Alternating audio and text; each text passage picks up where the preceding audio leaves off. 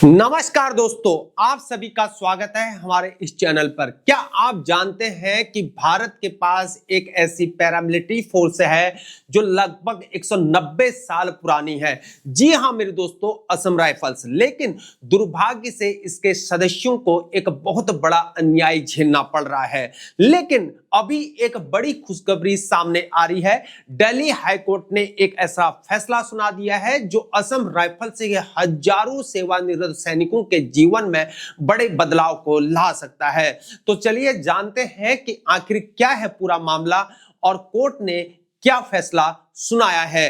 मेरे दोस्तों, भारत के इतिहास में कई महत्वपूर्ण संस्थाएं हैं, इंस्टीट्यूशंस हैं, लेकिन असम राइफल्स की विरासत बहुत ही खास है। इसकी लीगेसी कुछ खास है। आइए पहले समझते हैं कि असम राइफल्स आखिर क्या है। मेरे दोस्तों, असम राइफल्स भारत की वो सबसे पुरानी पैरामिलिट्री फोर्स है जिसकी स्थापना 1835 में हुई थी। जी हाँ मेरे दोस्तों, आप सही सुन रहे हैं। यह फोर्स भारत की आजादी से भी पहले बनाई गई थी। उस समय इसे असम लाइट इन्फेंट्री के नाम से ही जाना जाता था, लेकिन धीरे धीरे इसका नाम और इसकी संरचना में बदलाव हुआ और आज यह असम राइफल्स के नाम से जाना जाता है। आज असम राइफल्स एक बहुत ही महत्वपूर्ण भूमिका को निभाती है। इसके सदस्य भारत म्यांमार की सीमाओं में सुरक्षा को देते हैं। उत्तर पूर्वी भारत में आंतरिक सुरक्षा और काउंटर इंसर्जेंसी ऑपरेशन यानी कि CICT ऑपरेशन की रिस्पॉन्सिबिलिटी असम राइफल्स के कंधों पर होती है। ये वो वीरान इलाकों में काम किया करते हैं जहां चारों तरफ खतरे ही खतरे होते हैं।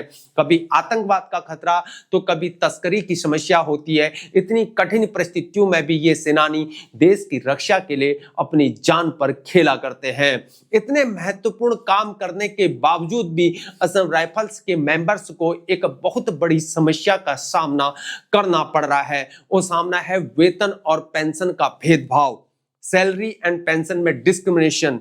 अब बात करते हैं असली समस्या की। Assam rifles ex serviceman welfare association ने लंबे समय से यह शिकायत की थी कि असम राइफल्स के मेंबर्स को भारतीय सेना के मेंबर्स की तुलना में कम वेतन दिया जाता है और कम पेंशन दिया जाता है। यहां सबसे बड़ी दिलचस्प बात यह है कि जब तीसरे वेतन आयोग की सिफारिशें लागू की गई थी तो असम राइफल्स को भारतीय सेना के बराबर दर्जा दिया जाता था।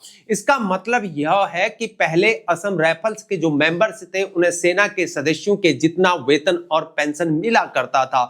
लेकिन फिर अचानक से क्या हुआ? चौथा वेतन आयोग के साथ ही एक बड़ा बदलाव आ चुका था और यह बदलाव बिल्कुल यहां पर सडन था, अचानक था। पैरामिलिट्री फोर्सेस को इस समान दर्जे से अचानक से बाहर कर दिया गया। असम राइफल्स को सेना के बराबर माना जाना बंद कर दिया गया। अब असम राइफल्स के एक्स सर्विसमैन को कम वेतन या कम पेंशन मिला करता है। इसका असर सिर्फ उस एक व्यक्ति पर नहीं पड़ता है बल्कि उसके पूरे परिवार पर पड़ा करता है। सोचिए मेरे दोस्तों, एक सैनिक जो अपनी पूरी जिंदगी देश की सीमाओं की रक्षा किया करता है, उसे तो कम से कम उतना ही सम्मान और आर्थिक सहायता मिलनी ही चाहिए कि जितना कि किसी सेना के सैनिक को मिला करता है। लेकिन ऐसा नहीं हो रहा है। Assam rifles ex serviceman welfare association इसी समस्या को लेकर कहां गया? दिल्ली हाईकोर्ट में पहुंचा और उन्होंने ये याचिका दायर कर दी। याचिका में ये कहा कि सरकार असम राइफल्स के मेंबर्स के साथ भारतीय सेना जैसा ही व्यवहार किया करे। वेतन और पेंशन के मामलों में दोनों को समान दर्जा दिया जाए। और इस समस्या से यहां पर असम राइफल्स के हजारों सेवानिवृत्त सैनिक और उनके परिवार यहां पर अफेक्टेड है, प्रभावित है। कुछ तो अब बहुत ही यहां पर बुजुर्ग हो चुके हैं, ओल्ड एज में पहुंच चुके हैं, उनके पास शायद ही कुछ साल यहां पर बचे होंगे। इसलिए यह मामला बेहद ही यहां पर संवेदनशील बनता है। और अब आता है सबसे महत्वपूर्ण हिस्सा, आखिर वो कौन सा है? दिल्ली हाईकोर्ट का फैसला है। इस मामले पर सुनवाई करने के लिए न्यायमूर्ति दिनेश मेहता और न्यायमूर्ति विमल कुमार यादव की एक पीठ या बेंच यहां पर गठित की गई थी। दोनों ही अनुभवी हैं, सम्मानित जज है। सोमवार को जब इस पीठ ने यहां पर Assam rifles ex serviceman welfare association की याचिका पर सुनवाई की थी तो उन्होंने यहां पर एक ऐतिहासिक निर्णय को सुनाया था।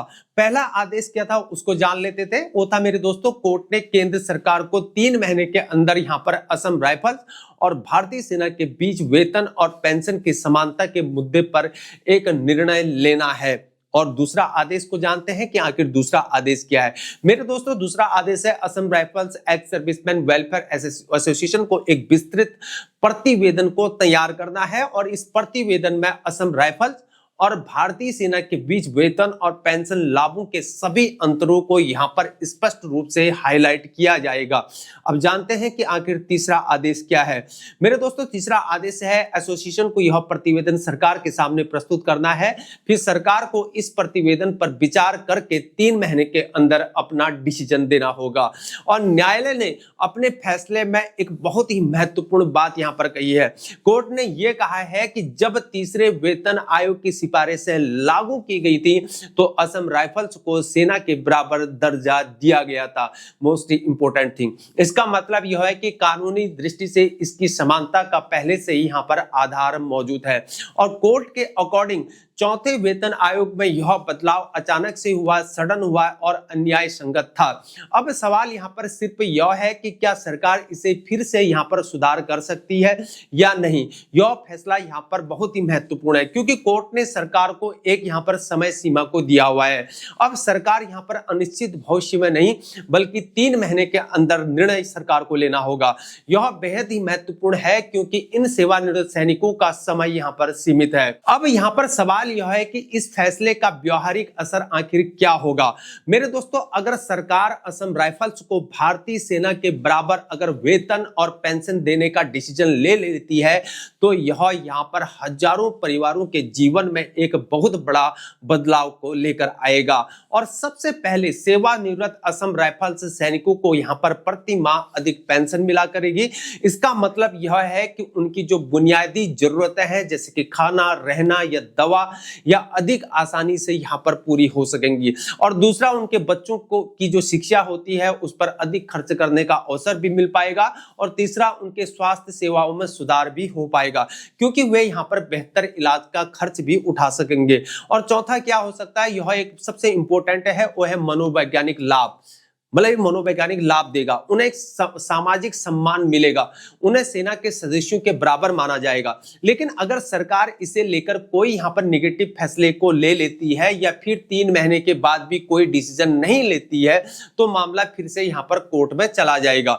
लेकिन कोर्ट का यहां पर ऑर्डर यहां पर बिल्कुल सीधा है, 3 महीने में निर्णय लेना ही होगा। सरकार का यहां पर एक तर्क यह भी यहां पर हो सकता है कि असम राइफल्स को सेना के बराबर वेतन देने से यहां पर सरकारी बजट में यहां पर प्रेशर पड़ेगा, लोड पड़ेगा। लेकिन यह तर्क यहां पर कमजोर है क्योंकि ये जो सेनानी हैं देश की सुरक्षा के लिए अपनी जान पर खेला करते हैं।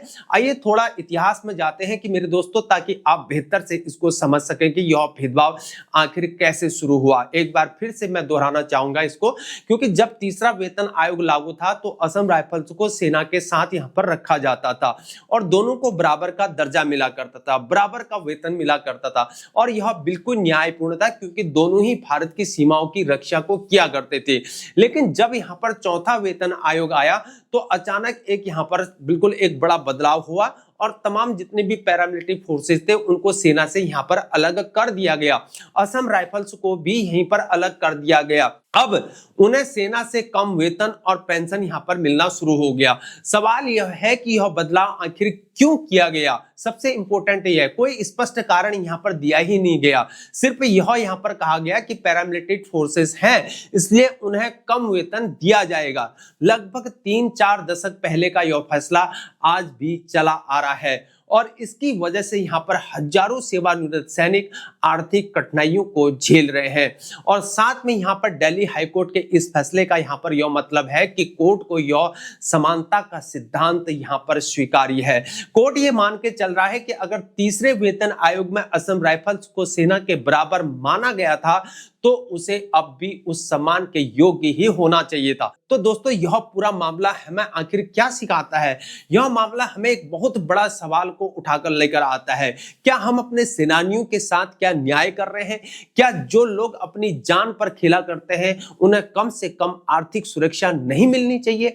दिल्ली हाईकोर्ट का यह फैसला यहां पर एक आशा की किरण को लेकर आया है और यह दिखाता है कि भारत में न्यायपालिका सामान्य नागरिकों की आवाज की जरूर सुना करता है और यह दिखाता है कि अगर आप सही तरीके से यहां पर न्याय को मांगते हैं तो कोर्ट आपकी जरूर सुनेगा। और अब अगले 3 महीने यहां पर बहुत ही महत्वपूर्ण होंगे मेरे दोस्तों। हम देखेंगे कि केंद्र सरकार यहां पर Assam rifles ex serviceman welfare association के प्रतिवेदन पर आखिर क्या डिसीजन लेती है, क्या निर्णय लेती है।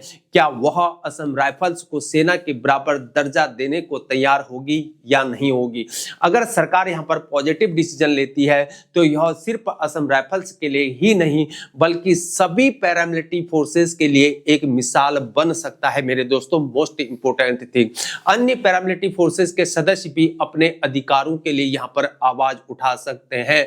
और मेरा यहां पर व्यक्तिगत मानना यह है कि असम राइफल्स के मेंबर्स को सेना के बराबर दर्जा दिया जाना चाहिए। उन्होंने अपनी यहां पर पूरी जिंदगी देश की सुरक्षा के लिए यहां पर समर्पित किया है।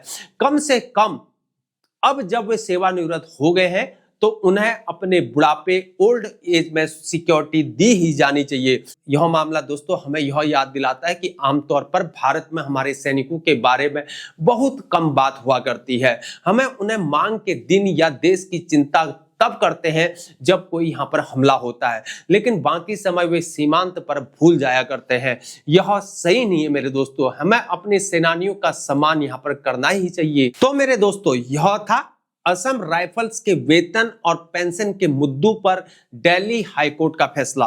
मेरे दोस्तों मुझे उम्मीद है कि यह वीडियो आपको पूरी कहानी समझने में जरूर मदद की होगी। अगर आप इस मामले के बारे में और भी जानना चाहते हैं तो प्लीज कमेंट सेक्शन में अपने विचारों को साझा करें। मेरे दोस्तों क्या आप मानते हैं कि असम राइफल्स को सेना के बराबर वेतन मिलना चाहिए या नहीं? मुझे आपके विचार जानने हैं कमेंट सेक्शन में। और हां, अगर आपको ये वीडियो पसंद आया, जानकारी अच्छी लगी तो प्लीज लाइक बटन को दबाइए। और अगर आप ऐसे ही महत्वपूर्ण मामलों के बारे में और जानना चाहते हैं तो हमारे इस चैनल को जरूर सब्सक्राइब करें। चैनल को सब्सक्राइब करना ना भूलें और बेल आइकन को दबाएं ताकि आप हमारी नई वीडियो की सूचना को सबसे पहले पाएं। धन्यवाद वीडियो देखने के लिए, आपका समय देने के लिए। मिलते हैं अगली वीडियो में, तब तक के लिए जय हिंद, भारत माता की जय।